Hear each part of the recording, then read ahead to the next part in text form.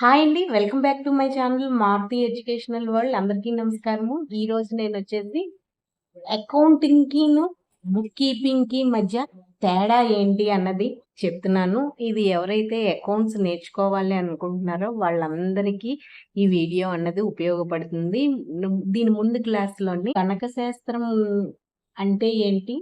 దాని విధులేంటి అన్నది చెప్పాను. బుక్ కీపింగ్ యొక్క విధులు. ఈరోజు ఏమొచ్చి అకౌంటింగ్‌కి, బుక్ కీపింగ్‌కి మధ్య గల తేడా ఏంటో చెప్తున్నాను. చూడండి, బుక్ కీపింగ్‌కి చాలా రకాలైన నిర్వచనాలైతే ఉన్నాయి.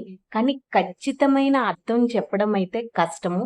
బుక్ కీపింగ్‌కి అయితే చాలా రకాలైన నిర్వచనాలైతే ఉన్నాయన్నమాట. కాకపోతే దానికి ఖచ్చితమైన అర్థం చెప్పడం కష్టం. ఏదేమైనప్పటికీ బుక్ కీపింగ్ అంటే వ్యాపార వ్యవహారాలను పుస్తకాలలో క్రమ పద్ధతిలో రికార్డ్ చేసి వ్యాపారస్తునికి భవిష్యత్తులో కావలసిన సమాచారాన్ని అందజేసే ప్రక్రియే అన్నమాట. ఇంకా రెండవ దశలో రికార్డ్ చేసిన వ్యవహారాలను విశ్లేషణ చేసి ఫలితాలను నివేదించడము. ఈ రెండు గణక శాస్త్రంలో ముఖ్యమైన దశలు అన్నమాట. అయితే మొదటి దశనేమొచ్చి బుక్ కీపింగ్ అని, రెండవ దశను అకౌంటింగ్ అని అంటారు.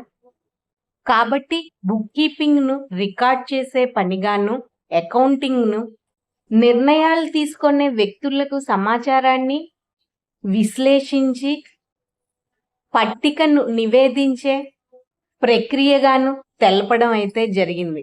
అంటే మొదటి దశను బుక్ కీపింగ్ గాను, రెండవ దశను వ్యక్తులు వ్యవహారాలు సేకరించి విశ్లేషించే ప్రక్రియగాను తెలపడం అయితే జరిగింది. అకౌంటింగ్‌గా తెలపడం జరిగింది. అయితే అకౌంటింగ్‌ను తర్ఫీదు పొందిన గణకులు మాత్రమే నిర్వహిస్తారు. ఇది అన్నమాట అకౌంటింగ్‌కిను, బుక్ కీపింగ్.